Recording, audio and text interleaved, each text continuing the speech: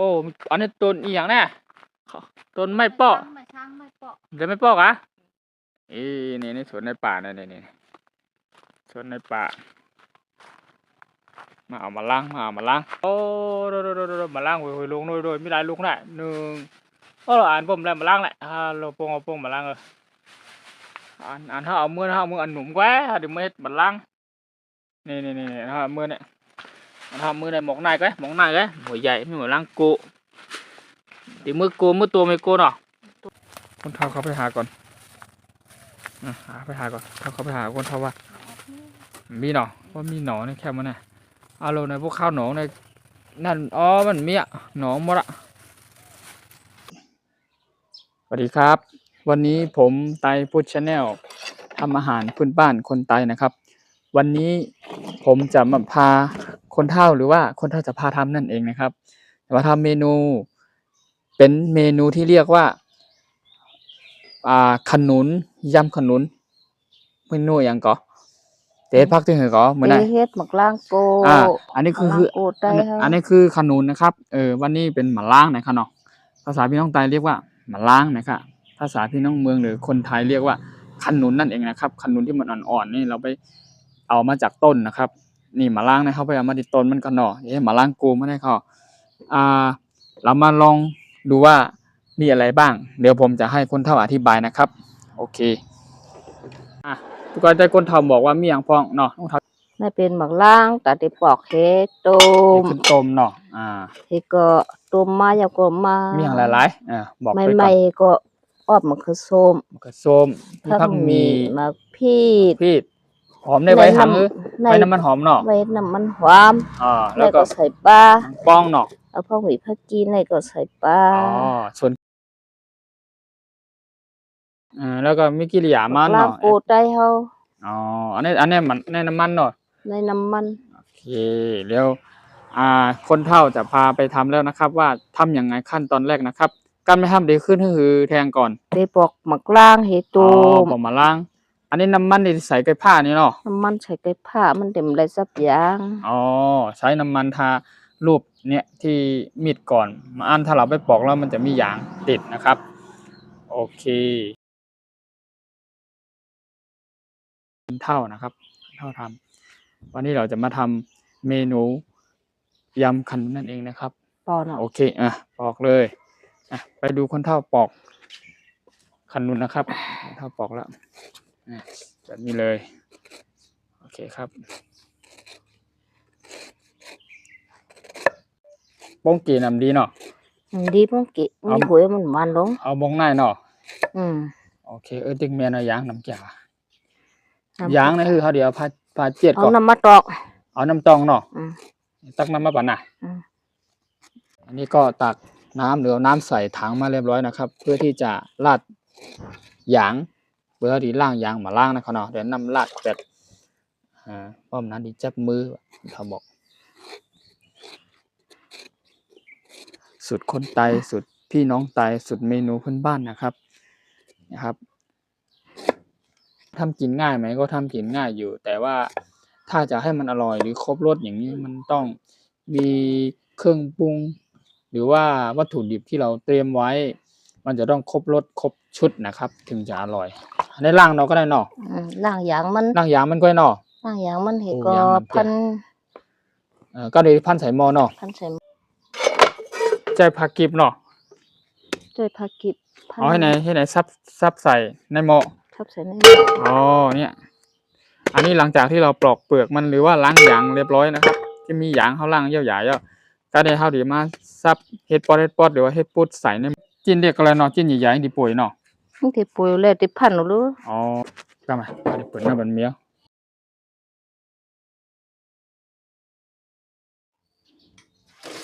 จากนั้นเขาก็เดี๋ยวนำมาใส่เนาะล่างเนาะให้น้ำใส่กันเนาะล่างนี่วันนี้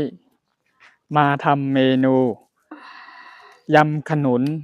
หรือว่าหมาล่างซานั่นขนมมาล่างกูนะครับว่ากูวันนี้เห็นมาล่างกูคนเทาใส่ไฟอยู่เนาะมาได้มาตรงตักพี่น้องไว้ก่อยเสียขาวนะครับมาทักทายเพื่อนๆทุกคนนะครับทุกท่านวันนี้นะครับผม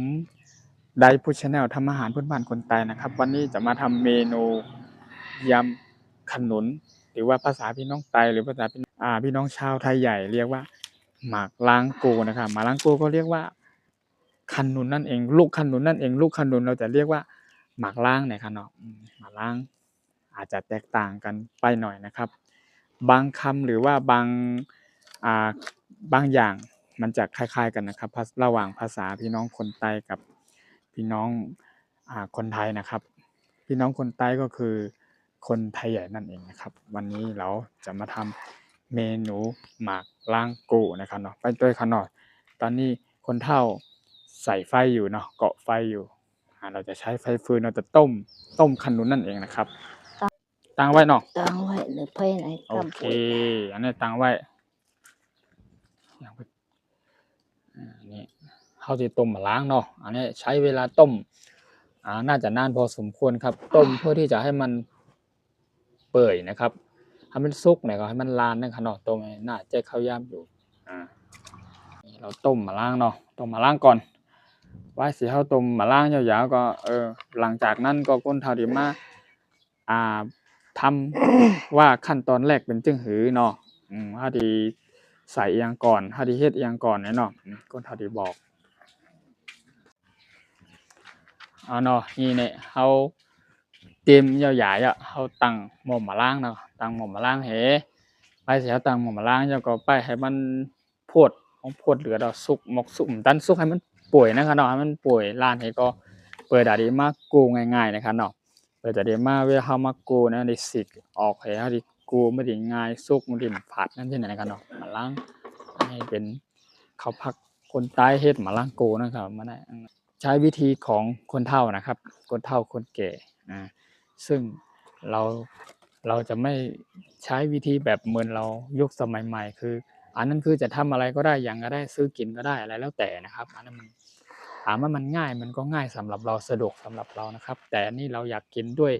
ฝีมือของเราเองด้วยฝีมือคนเฒ่าด้วยว่าความอร่อยหรือรสชาติเป็นจะไดนะครับเราต้องทำกินเองเท่านั้นถึงจะอร่อยนะครับนี่พร้อมเลยนะครับอันนี้ก็คือวัตถุดิบที่เราเตรียมไว้ว่ามีอะไรบ้างนะครับเมื่อกี้คนเฒ่าอธิบายไป1รอบแล้วว่ามีอะไรบ้างนะครับเดี๋ยวผมจะมาอธิบายอีกรอบนึงว่ามีอะไรบ้างนะครับมะเขือเทศเราจะใช้มะเขือเทศประมาณ 1-3 ลูกนะครับมะเขือส้มนั่นเองนะครับใจหมอก3ลูกครับเนาะแล้วก็จะมีหอมแดงนะครับหอมแดงก็ใช้ประมาณ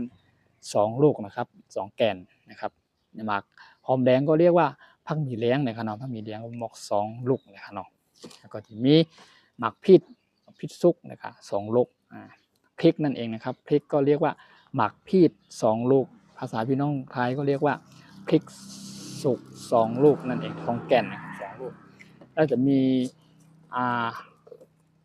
กระเทียมนะครับกระเทียมนี่คือ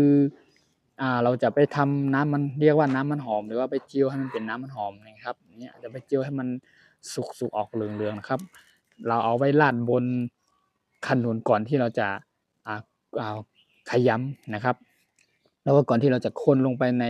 กระมังหรือว่าในหม้อหรือว่าในอ่างนั่นเองนะครับให้เราใส่สุดท้ายนะครับแล้วก็จะมี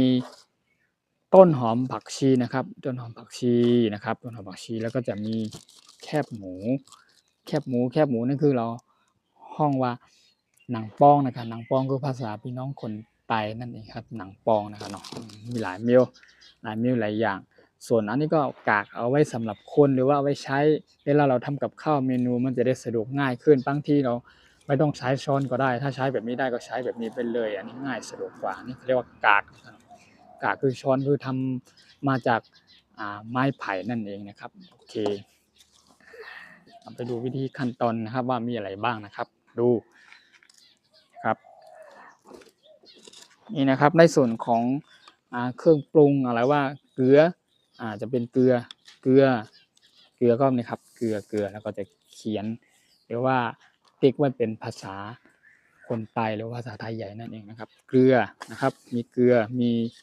ผงถั่วเน่านะครับผงถั่วเน่าแล้วก็จะมีผงชูรสคือของหวานนั่นค่ะเนาะแล้วก็มีผงรสดีนะครับผงรสดีก็เป็น ผงรสดีนั่นเองนะครับเราจะใช้ประมาณนี้คร่าวๆแล้วครับแล้วก็จะมีน้ำมันนะครับน้ำมันเราจะใช้น้ำมันพืชหรือว่าน้ำมันถั่วดินก็ได้ภาษาบ้านเราหรือว่าตามรัชฉานหรือว่าตามบ้านเราสมัยก่อนหรือว่าตอนที่มันยังไม่ค่อยทันสมัยนะครับเขาจะใช้เป็นเมล็ดถั่วดินหรือว่าถั่วลิสงนั่นเองครับที่เป็นเม็ดมะเร็งแดงๆนะครับเขาจะเอาไปปั่นหรือว่าไปทำเป็นน้ำมันเพื่อที่จะมาทำปรุงกับข้าวนะครับก็จะใช้แบบนั้นแต่อันนี้เราใช้น้ำมันพืชก็ได้ครับประมาณนี้ครับตัวอย่างนะครับกำลังต้มอยู่ครับเดี๋ยวรอรับชมต่อไปว่าคนเฒ่าจะพาทำยังไงต่อนะครับโอเคไปดูกันได้เลยครับนี่อันนี้เราก็ระหว่างกำลังต้มขนุนนะครับต้มหมักล้างในขนมตอนที่เขาต้มหมักล้างอย่างสิ่งนี้เขาช่วยพระมีมันก็ช่วยไม่คือจึงหรือคนเฒ่าเราใครช่วยตีเหลียวช่วยตีเหลียวเฮ็ดไปก็เลยค่ะถามคนเฒ่าก่อนว่าระหว่างต้มขนุนหรือว่าต้มหมักล้างนะครับที่ช่วยพักมีมันก็ช่วยจึงหรือไปใส่ในว่าช่วยใส่หวานไว้หรือว่าไปช่วยใส่ในอ่างทีเหลียวดีกว่าช่วยฉันให้หวานให้ขึ้นถอกฉันให้อ่างก็เลยเดี๋ยวไปหาอ่างหรือว่าหาจานหรือว่าถ้วยให้นะครับคนเฒ่าบอกจะซอยหอมแดงซอยมะเขือเทศซอยต้นหอมผักชีแล้วก็ซอยพริกนะครับโอเคนะเราเตรียมถ้วยมาให้คนเฒ่าละเราจะซอยมันหอมออกคือนำข้าวส้มได้มะเขือส้มแม่ดีออบเนาะแล้วก็พังหมี่ขาวในรู้พังหมี่ขาวนี่เฮ็ดน้ำมันหอมออกอันต่างแล้วก็ขึ้นมาออบทีหลังแล้วมะเขือส้มเหลียงนะรู้เอาพังหมี่เหลียงก็ออบจ้อมกันออบจำกันโอเคมะพริกก็ออบเนาะมะพริกก็ออบจ้อมกันโอเคได้เลยเท่าล่างก่อนเนาะล้างน้ำก่อนน้ำมันหอมออกก็เยาตีเลยออบอันนี้โอเคมะเขือส้มว่องเอ็มหวานเนาะหวานว่องเอ็มมันหวานซอยลอกกันเนาะตั้งมะเขือส้มมะพริกซอยลอกกันเราซอยมะเขือเทศนะครับแล้วก็ซอยพริกลงไปด้วยรวมกันไปเลยอันนี้ลูกแคมอันนังป้องไว้ใส่ตั้งหลังมาเนาะนังป้องไว้ใส่ตั้งหลังปกโกยทั้งมีสันเลยอะไรไปใส่บ้างมีขาวก็ได้เนาะทางหวานกับบรรยากาศชงเช้านะครับวันนี้นะครับแสงแดดกำลังส่องหรือว่ากำลังมาพอดีนะครับแต่ว่าไม่ขนาดว่าร้อนขนาดนั้นครับกำลังพอดี8 โมงครับ8 โมงครึ่งนะครับช่วงเช้านะครับถ้าจะให้บรรยากาศแบบดีกว่านี้ก็คือเช้านะครับเช้าครับจริงๆต้องตั้งแต่เช้านะครับแต่ถ้าเช้าเกินไปมันก็ยังแสงไม่ค่อยสว่างนะครับเราประมาณนี้นะครับเปิดตู้ลูกอันนี้ต้มเนาะต้มใจข้าวยามกะหือไปที่เลยข้าวยามชีพามันเนี่ยเช่นนี้3 เม็ดก่อนโลเนาะมันเนี่ยเช่นนี้กันเยอะเนี่ยเราต้มไปหัวดิจื้อปุ๋ยนั่นปุ๋ยมังปอกนั่นปุ๋ยคนทวะเนาะดิจื้อปุ๋ยนั่นปุ๋ยนะวะ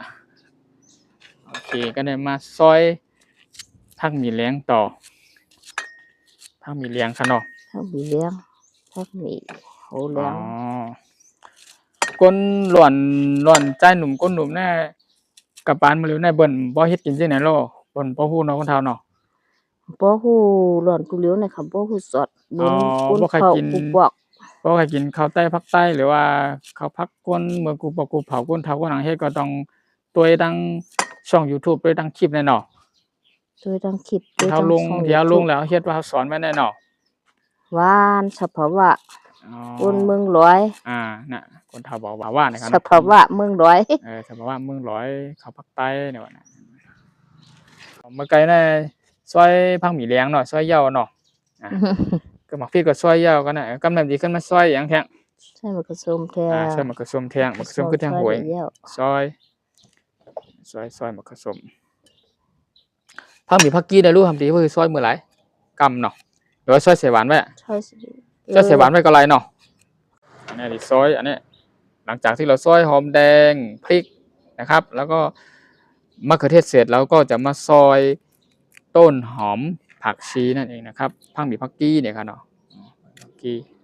พังหมี่พักกี้เนาะ พักหมีพักกี อันนี้เขาเตรียมไว้เนาะ เตรียมไว้ โอเค ก็มาพักมาล้างปุ๋ยยาวลานยาวนี่ก็มาพันเอก็ใส่ล้อกิริยา โอ พักห เค มีพักกีน้ำมันหอม ครับก็ในอันเป็นหม้อเสียงได้ไว้ตาดีออบเนาะอ่ะเจาะนี่ไว้ แล้วก็หวานเนี่ยตาดีใส่เนี่ยตาดีใส่เนี่ยใส่ผักหมี่ขาวเนี่ยเนาะใส่วัตถุดิบที่เราจะต้องเตรียมนะครับ แล้วก็มีอะไรบ้างนะครับ ก็ไม่เชิงขนาดแบบว่าต้องเตรียมเยอะนะครับ ประมาณนี้ครับก็สามารถเป็นเมนูได้1เมนูนะครับ สามารถทำเป็นเมนูได้ไปดูคนเท่าก่อนไปต้มไปซุกไปป่วยเนาะ ปุ๋ยโล ที่ป่วยนะผักปักนะครับผักปักเนี่ยโอ้ดีน่าจะพี่จุ๊บป่วยไหมเพราะว่ามันอันนั้น ปิ เนาะ จิ้วปุ๋ยนี่ มันหนุ่มมาล้างมันหนุ่มแล้วเนาะ มาล้าง ที่มาล้างที่ต้นที่ใหญ่ๆหัวใหญ่นั่นป่วยกะ ไอ้คำพองก็สู้กับลูกแน่อยู่ไร สู้ก็ว่า อันเฮากินอันสุกนั่นคำพองตึกหมักคำพองตึกกูมาล้างนี่มันหมักกูขิง มาล้างในมีเป็นต้นบางต้นนั่นป่วยเนาะ บางตัวนั่นป่วยบางตัวซิ่วป่วย โอเคครับนี่นะครับชื่อช่องของคานอคนใต้เฮ็ดข้าวพักนะคะเนาะแล้วก็ทำอาหารพื้นบ้านคนใต้อาจจะเป็นตัวหนังสือสีแดงๆม่อมก็เห็นบ่เคยเห็นชัดกันเนาะครับแล้วนี่ก็มีเนี่ยมีต้นนั้นได้ด้วยต้นหมักพาเนี่ยต้นหมักพาหมักอื่นเนี่ยมีห้องว่างก็ หมักผ้าละลายก็นี่ เนี่ยลูกใหญ่เปิดเลยพานะจำนะ ตั้งเดือปุ่นในพวกน่ะหมักเบิ่ลำเสีย ตั้งเหนือบนเนาะโน่บนเลยโอ้โป่งเลยเนี่ยเข้มนะ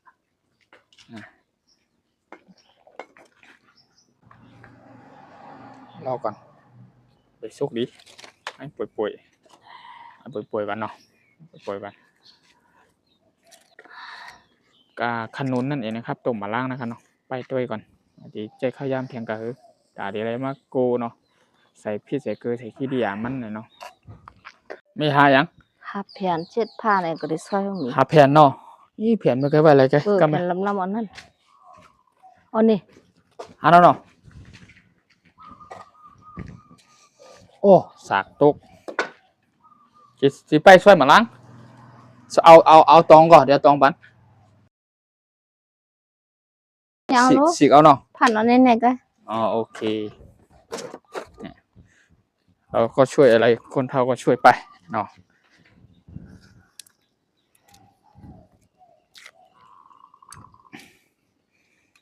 อยากจะกินแบบอาหารหรูหราแบบเขาบ้างอาหารหรูหราอาหารที่เมนูที่อร่อยหรือว่าเป็นพวกปลาพวกเนื้อนะครับพวกนี้นะครับ แล้วก็พวกเนื้อวัวกาปลาไก่หมูพวกนี้นะครับ แต่ว่าอาหารแบบนั้นนะมันเป็นเนื้อสัตว์นะครับถามว่าอร่อยไม่อร่อยนะครับว่าแต่สู้อาหารเมนูพื้นบ้านของเราไม่ได้นะครับอันนี้อร่อยแน่นอนนะครับทำกับมือเองว่ารสชาติก็อะไรจืดอะไรมันเค็มเราก็สามารถริมรสได้เลยว่าจะต้องเติมอะไรปรุงอะไรเพิ่มนะครับอันนี้อร่อยแน่นอนคนทาวาก็คนทาวาก็ได้เฮ็ดหยังก็น้ำพริก เฮ็ดน้ำพริกตาเหลียงพองน้ำพริกน้ำนั่นกับผักนอก โอเคคนท่าบอกว่าวันหลังได้เฮ็ดหยังปันเต้ยก็บอกในกองเลย น้ำพริกตาเหลียงกับผักนอกเฮกับเต้าตื้นเฮกับเตียงเฮในนั่นน่ะคนท่าบอกว่าวันหลังจะมาทำเมนูให้ดูหรือว่าเมนูให้ชิมหรือว่าเมนูให้ท่านผู้รับชมได้รับชมนะครับว่าเมนูอะไรบ้างคือนั่นก็คือน้ำพริกหรือว่าผักหนอกนั่นเองนะครับน้ำพริกไต้น้ำพริกเมืองร้อยคนใต้น้ำพริกเมืองร้อยเนี่ยว่าคนท่าอธิบายเนาะก็แต่ว่าใครกินมื้อไหนก่อนล่ะคนท่าบอกอยากกินวันนี้เอาเป็นว่าวันนี้เราทำเมนูนี้ก่อนนะครับโอเคปุ๋ยโลนะไปปุ๋ยเรายิบได้แล้วซอยได้เลยเถอะเอาจอมาได้เอากากมาพันแคมปนนั่นลูกแคมให้หวานเนี่ยหวานไปได้เราไป กากใช้แทนช้อนได้เลยเนี่ยกากเนี่ยเตาได้เลย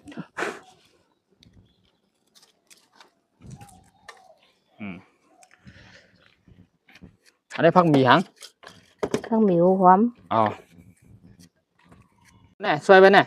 ผักหมิวหอม แต่ที่เห็นน้ำมันหอมมันเนาะ แต่ได้เห็นน้ำมันหอมพอ โอเค โซนน้ำมันหอมออกแล้วเอามากระซุมได้ใส่ โอเค เอาผักหมิใส่ลง กำในไปมาล้างเนาะ ไปหมักล่างของปุ๋ย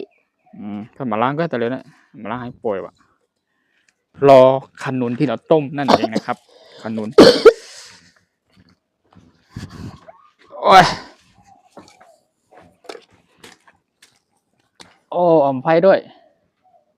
อยู่เจ้าบรรยากาศอย่างไรเจ้าเขาก็อมไผ่ใบเขาก็เฮ็ดข้าวผักไปเนาะอันนี้เป็นวิธีชีวิตของพี่น้องคนใต้หรือชาวไทยอย่างนั่นเองนะครับสำหรับเพื่อนๆคนไหนอยากจะลองทานดูอยากจะลองชิมดูว่าการทำเมนูพื้นบ้านของพี่น้องคนใต้ว่าทำอย่างไรนะครับ ก็สามารถกดติดตามช่อง YouTube ได้เลยนะครับชื่อช่องไต้ฟู้ดชาแนลทำอาหารพื้นบ้านคนใต้นั่นเองนะครับฝากเป็นกำลังใจ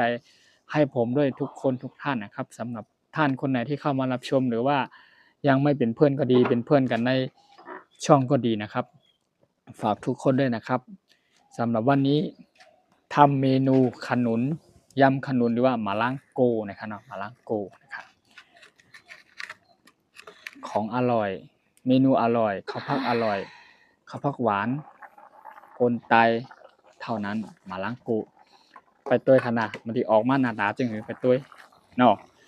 มันที่อาบหวานน่ากินน่าจึงหือไปตัวค่ะเนาะ ดียิบด้วยต้องปุ๋ยเอื่อนเรียกให้ได้ปุ๋ยอีกก็ แล้วดีแล้วอินเนาะหาน้ำมันเนี่ยเนาะ อันน้ำเนี่ยก็ โอเคจำแล้วก็ได้นุ่ยต้มมะล่างเนี่ยจะข้าวยำต้มหึงน่ะแต่ได้กินมะล่างกูนะแต่ได้กินเมนูของคนใต้เขาเนี่ยมันง่ายๆเนาะต้องใช้ข้าวยำหรือว่าเฮ็ดพอดีให้หวานให้อร่อยเนี่ยเขาต้องไปข้าวยำเลยเขาต้องเฮ็ดออมเจียวออมคอเฮ็ดเราคนเท่าเนาะ เฮ็ดลอยๆกินลอย ลอยกินลอยว่ะคนเท่าบอกเฮ็ดที่เฮ็ดเนี่ยมันหวานเนาะกับอันในจางในเจียมนั่นน่ะ เฮ็ดลอยกินลอย มันสิเลยหวานอร่อย ดีเลยหวานอร่อยนะว่ะโอเคเตรียมไปหมดอะมะเขือเทศเนาะมะเขือเทศกระเทียมต้นหอมผักชีโอเคคอยรู้ว่าหน้าตาจะออกมาเป็นจะไดนี่แคบหมูหนังปองนะครับเราต้องใส่เนี่ยอะไรปรุงเครื่องปรุงรสเลย โป้เนาะ เอาว่าละมาปรุงมันทำบอกปรุงละ ใส่อยู่ ใส่อ่ะไส้ยาโยนะเป็นกำไตค่ะนะเป็นภาษาพี่น้องคนใต้นะไส้ยาโยนะหมายความว่าน่าจะได้แล้วน่าจะสุกแล้วประมาณนี้นะครับนี่เอาขึ้นมาเลยเนี่ยเป็นอย่างนี้เปิดดูเป็นจังหือเรียบร้อยเนาะเจาะ อร่อยตักใส่อ่างตักใส่อ่างนี่อย่างนี้เลยต้มซุกเนาะแต่ว่ามาล้างต้มซุกก็ซุกแป๊บกินอะไรรู้เขาต้องต้มแล้วก็ได้มะกรูดทั้งกำนะได้มะกรูดลองซุกคนเท่าไหร่ซุกเนาะ ทุกอย่างทำหน่อยอ่ะ ว่าที่เขาเอาออกมาจากนี้ครับนี่คือแทงกับไหนไปแทงกัดอินหนึ่งหือ ชุบน้ำกัดอีก สูงนำกัดแทงกัดเหกันนะฮะดีมาหือแทง เอาใส่เนยมันออก เอาไส้ด้านในมันออกเราจะดึงไส้ข้างในออกนะครับเราจะล้างน้ำสักหนึ่งรอบแล้วก็เราจะดึงเนี่ยเราจะดึงไส้แบบนี้ออกไส้ข้างในมันออกเมล็ดเม็ดพวกนี้นะครับไปเดือดนะก็เนอะ เหลือแล้วอ่ะ เดือดแล้วเนาะโอเคโอ้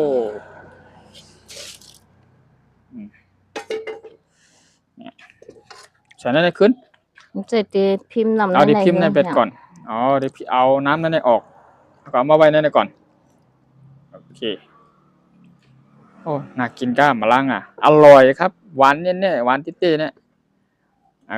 จำไปตั้งไรเฮ็ดเย้าหนาคือหารจริงไหนก็มันอาหวานหนาเย้ามันเป็นนั่งกินข้าวผักใต้เท่าเนาะของกินเมนูพื้นบ้านเท่าเนาะ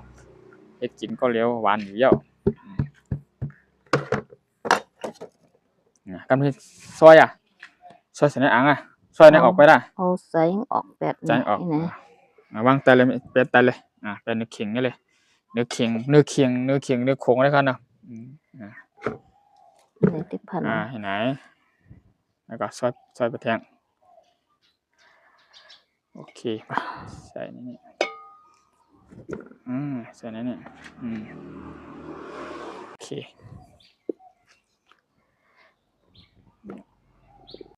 เอาตัวก้นเท้าเอาจอดหางก้นเท้าอะไรอันนี้เอาสิกมันมีเนาะ พันเอากองเดียวรู้ พันเอากองเดียวเนาะไว้ในก่อนเนาะป้อยไหนเจ้าก็ใส่กี่ดีหยางเนาะกี่ดีหยางเจ้าอันนี้เราเตรียมไปเนาะ เลือดอ๋อ เดือดก็ล้างมือก่อนเลยเอาจอเอากากบ่ซอยบ่ก้อยมันร้อนนะครับมันร้อนนั่นเองนะครับร้อนหรือว่าฮ้อนนั่นเองนะครับไหม้เลือดนะครับเนาะน้ำใต้ไหม้ตั้งเดือดเตี่ยโป่งมันหนึ่งเกียงลงมากันแล้วเนาะลูกเนื้อไผ่ลงดินดูเลือดล่มไม้ได้คือเนาะต้องไหม้อยู่แล้วเอาเข้มนะโอ้นี่เลยนี่เลยครับ เดี๋ยวก่อน กินด้วยก่อนคนเฒ่าบอกชิมด้วยก่อนชิมด้วยก่อนเป็นจะหือป่วยก็ หวาน หวานเนี่ยแปลว่าอร่อยนะครับ อร่อย หวานคำว่าหวานในภาษาพี่น้องคนไทยหรือคนเมืองเรียกหวานเนี่ยแปลว่าออกแบบรสชาติหวานใช่ไหมแต่ว่าถ้าเราจะพูดคำว่าอร่อยนี่มันแปลเป็นภาษาคนไทยเรียกว่าหวานเนี่ยแปลว่าอร่อยนะครับแตกต่างกันไปเนาะแต่ละภาษาหรือวัฒนธรรมเนาะโอเคแต่ว่าเราก็เป็นศาสนาพุทธเหมือนกันภาษาพี่น้องคนไทยคนเมืองคนไทยคล้ายๆกัน เดี๋ยวก่อน กินด้วยก่อนคนเฒ่าบอกชิมด้วยก่อนกินยาวๆเนาะเอาใจเอาหางออกก็เนาะก็ทำดีกว่าคือเที่ยง ตั้งน้ำมันหอม ตั้งน้ำหอมไปน้ำมันหอมถ้าบอกตั้งน้ำมันหอมก่อนน้ำหอมตั้งน้ำมันหอมก็คือนี่ไงกระเทียมที่เราปอกหรือว่าซอยเรียบร้อยนะครับเราจะ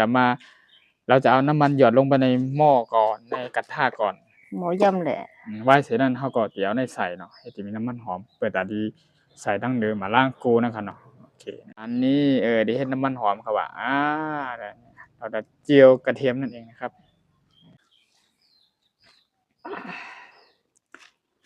น้ำมันหอ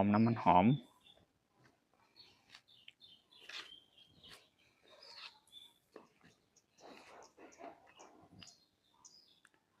โอ้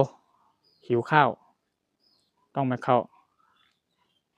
มาล้างโกเนาะนี่จัดการมาล้างโกแล้วเนี่ยกำนะแข็มนะวายเสียเท่าดีเฮ็ดมาล้างโกยาวๆให้น้ำมันหอมโกใส่กิริยายาวๆเนาะกำนะเฮาก็ดีมาอ่อนกันป้ากันกินด้วยจิ้มด้วยว่ามันดีหวานรสชาติเป็นยังไงที่เฮาทำกับฝีมือเราเองนั่นเองครับวันหลังคุณท่าบอกว่าเดี๋ยวมาทำคลิปน้ำพริกให้กินนะครับน้ำพริกไตหลอยโอเคคือน้ำมึงให้เต็มผู้ใดที่ร้อนมันใส่เนี่ยอันนี้น้ำมันพังหมีจำซุกเนาะเอาตักออกเนาะอันนี้มิ้นเนาะเราจะใช้ผงขมิ้นลงไปนิดนึงใส่ผงขมิ้นแล้วคนอะไรก็เท่าคนอะไรเต๋าให้สุกเราจะตักอันนี้ออกแล้วตักเนี่ยตักออกเตานิดนึงตักเอาเฉพาะพังหมีออกก็เนาะถ้ามีขาวออกกระเทียมที่เราเจียวนั่นเองไม่ต้องให้มันไหม้นะครับตักออกโอเคอันนี้เราจะเอาไว้ราดบนขนุนนะครับขนุนที่เขาจะเดี๋ยวดีเฮ็ดโกนะครับเนาะยาวๆก็ได้หรือแค่น้ำมันแค่น้ำมันอันนี้เราก็อ้อมมะเขือส้มก่อนก็ได้อ้อมมะเขือส้มอ้อมมะเขือส้มพังหมีก็ได้เนาะพังหมีมะพริกเนาะออกลงไปโอเคออกอะไรลงไปอร่อยสดหวานเต้ว่ะคนเฒ่าบอกว่าไว้อุบไปก่อนเนาะอุบพึ่งในอุบกำเดียวกันเนาะเพราะมันก็ส้มร้านใช่เลยเอาไปไล่เผาได้ก่อนเนาะเป็นเลยหรอเป็นร้านหรอเนาะอ้อเป็นร้านน้ำมันอีร่มอีอีเนาะโอ้ก็ มันนันลานเนี่ย นั่นล้าน อ๋อ ส้มนั่นล้าน ใช้เกลือป่นโปรยลงไปนิดนึงนะครับบอกว่ามันมันจะทำให้มะเขือเทศสุกง่ายหรือว่าเปื่อยง่ายนะครับแต่นี่มันช้าอันนี้วิธีของคนเฒ่าเนาะง่าย ต้องไว้นะ ๆตั้งไว้ก่อนเนาะดีกูยังจะได้ก่อนอันนี้หนังป้องเนาะ ป้อง หนังป้องปักใส่ก็คือเนี่ยบีบย่อย มันจังบีบกุ้ง ๆกว่าไรก่อนไรเนาะ ได้ เอาทั้งถุงเนี่ยถ้าบอกว่าเข้าดีถ้าดีนวดหนังป้องนะครับนวดทั้งถุงเนี่ยพอออกมานวดทีละอันมันนวดหยาบเขาก็ใส่ในถุงนวดเขาก็ใส่ทั้ง2 ถุงเนาะ ถุงก็ลูก ถุงแรกทั้ง2 ถุงก็ไรลูกเอาบาละให้ถุงเดียวก็ได้เอฟถุนเอาผงรสดี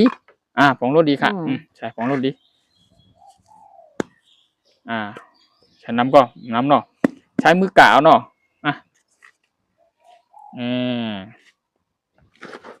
อันนี้ทำเป็นผงถั่วเน่าผงถั่วเน่าไต้อันนี้ขัดอะไรเนาะ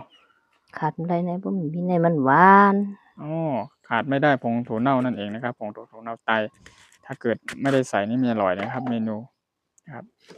อันนี้ทำเป็นของหวานเนาะของหวานในส่วนของเกลือล่ะเกลือในห้ำต้องใส่วะ ใช่ว่า มันก็ถ้าใส่ในหม้อหมักผสมอุบะเนาะ หม่อมกระสุนอุเบีย โอเคก็ได้พักต้นเมะก็ได้ก้นเทาดีเอาอย่างมาใส่ก็ได้ มันมักกระสุนอบใส่ ผสมอบใส่ไปผสมอบใส่ มันคือกูน้ำมันทางลงเลยนะ ผมกลัวเนาะที่ไหนกันเนาะ ในมันก็หวานหัวว่ะ นี่เลยครับตั้งพระ มีผักกี เนี่ยพังมีพักกี้เนี่ยเข้มแล้วเนี่ย เขามีผักกี ใส่หมดแล้วเนาะ นวดเข้าๆไอ้ก็ ใส่หวานเนาะ น่ะหวานอ่ะ โอเคข้าวดีนวดเนาะเอาก้นเทาอะนวดเลย ใจมือด้วยนวดเนาะมันดีเด่นเรีย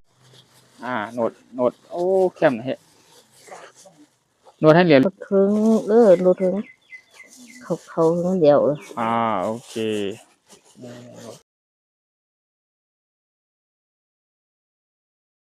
อันนี้นวดเนาะเข้าใจในนวดอันนี้ใส่กี่เดียเยอะๆหมดแล้วเนาะ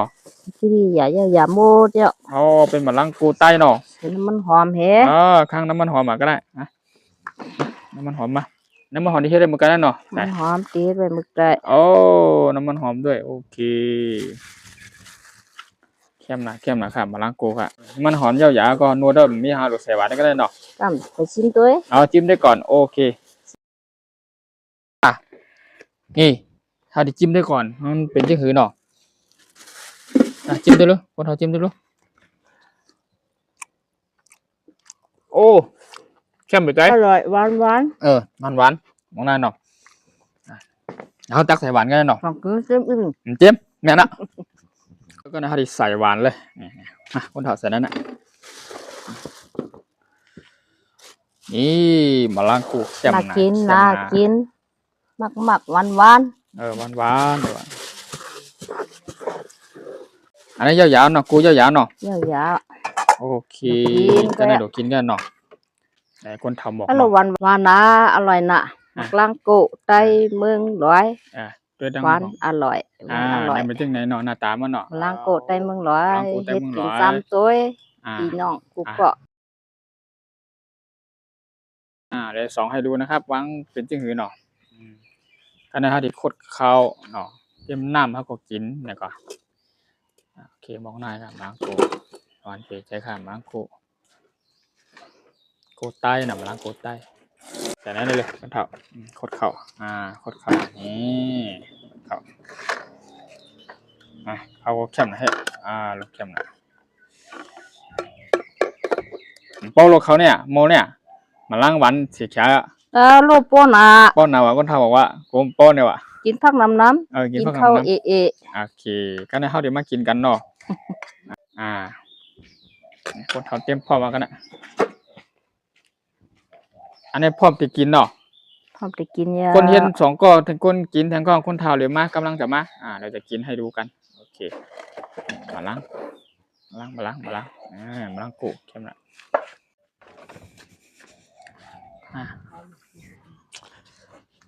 นี่นะครับ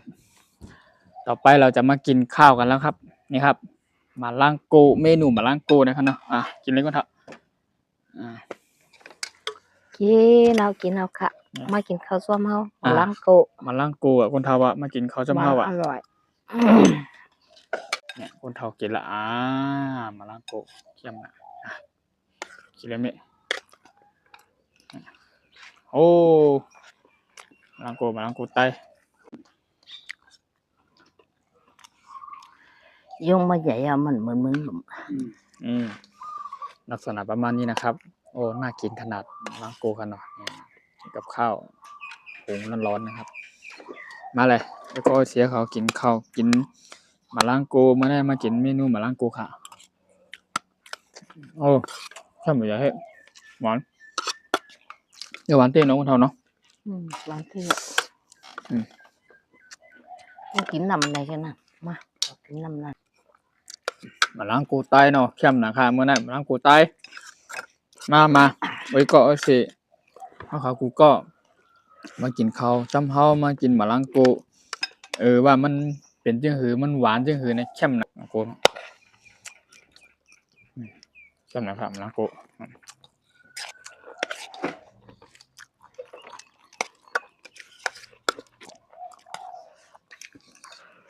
ร้านจืดเนาะเขาบอกว่าโบราณดีกว่าโบราณดีกว่าแน่เขาดีหวานหวานกะจีอ่ะ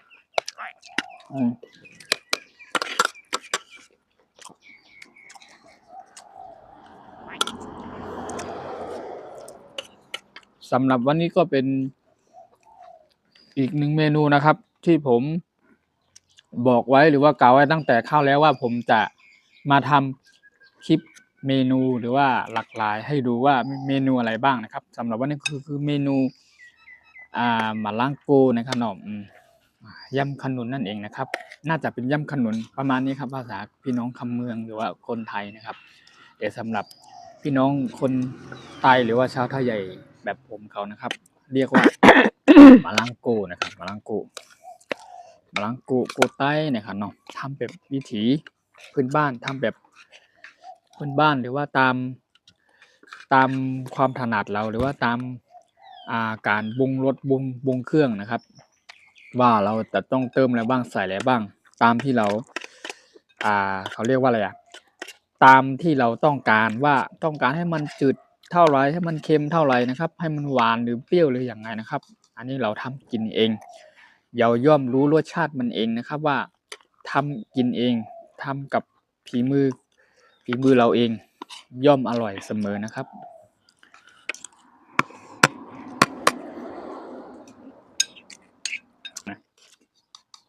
คนเฒ่าอย่างคนหนึ่ง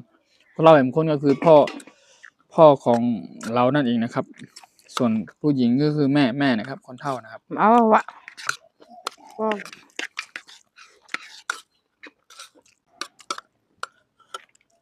ข้าวผมจะหมดจานแล้วเพราะมันอร่อยเหลือเกิน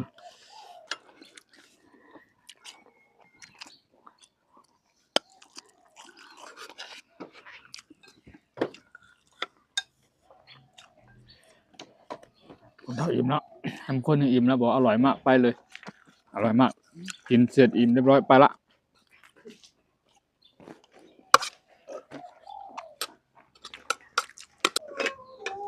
ค้างคนเฒ่าคนเดียวคนทำกับเจ้าของช่องยังไม่อิ่มนะครับกำลังอร่อยครับ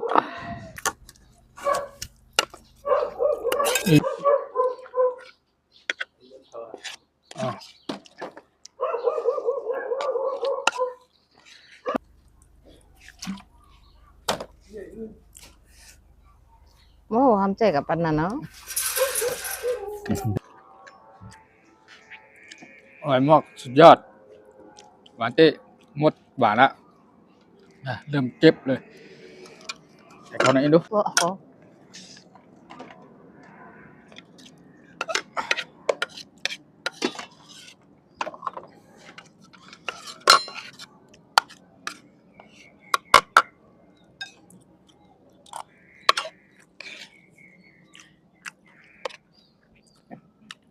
เดี๋ยวจะให้คนเฒ่าอธิบายได้หมดด้วยเนาะว่าการกิน เป็นจึงหือการให้เขาพักคนตายเขาเป็นจึงหือเนาะว่าตั้งแต่เขาก็เอาหมาล่างมาจึงหือเอาเฮ็ดจึงหือในคนเฒ่าลองอธิบายด้วยมาเตอคนเฒ่า เอาหมักล่างมาเฮก็มา เอามา ป เฮ็ด อกเฮ อืม พักช่อยๆเนี่ยมันใจช่อ อืม ๆให้พูดให้ปัดตูม อืม ตูมให้ก็โบราณมากก็ใส่หนังป้องใส่กิริยา อืม ปอบมะเขือส้ม อืม น้ำมันหอม อ๋อ ใส่ลงไปจอมกัน อืม โนดช้างเข้มๆให้ก็ อืม กิน อืม หวานอร่อยนะ อังอ่ะชื่อกินก็หวานว่ะ คือกินปัวหวานเหมือนเฮาเฮ็ดทางปอยเฮา อืม มันหวานเปืนก็มันมันหวานเฮา อืม กิริยามันเป้งเต็มทนเหมือนเจ้งหนังเฮาเฮ็ดก้อยเฮา อืม เปิ้นเฮ็ดนำแหละเปิ้น อืม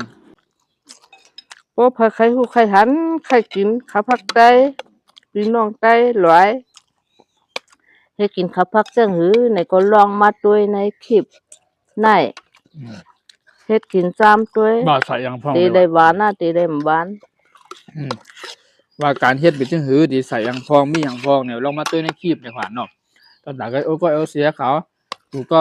เดี๋ยวว่าในเพื่อนทุกคนนะครับ เพื่อนทุกคนทุกท่านนะครับ ที่อยากจะลองทานดูอยากจะลองชิมดูว่ากินดูนะครับ ว่าเมนูพื้นบ้านว่าเป็นอย่างไรนะครับ ก็ลองเข้าไปดูตามคลิปที่ผมลงไว้นี้นะครับ ว่าวิธีการทำขั้นตอนตั้งแต่แรกจนจบว่ามีอะไรบ้างแต่เราเตรียมวัตถุดิบอะไรบ้าง ว่าสำหรับเครื่องปรุงหรือว่าเมนูหมาลังโกเมนูนี้นะครับ ว่ามันทำยากหรือทำง่ายมากแค่ไหนนะครับ ลองไปดูติดตามในช่องได้ดูคลิปที่ผมลงวันนี้ได้เลยนะครับสำหรับวันนี้เมนูหมาลังโกเมนูยำขนุนนะครับ อร่อยสุดยอดเยี่ยมเลยคนเท่าอิ่มละเยี่ยมเลยนะคนเท่าเนาะ หวานอร่อยนะเฮ็ดกินซ้ำด้วยพี่น้องกูก็ โอเคไม่สูงหน้ากูก็ไม่สูงค่ะตอนตามเมื่อไหร่ ไม่สงค่า โอเคไม่สูงค่ะ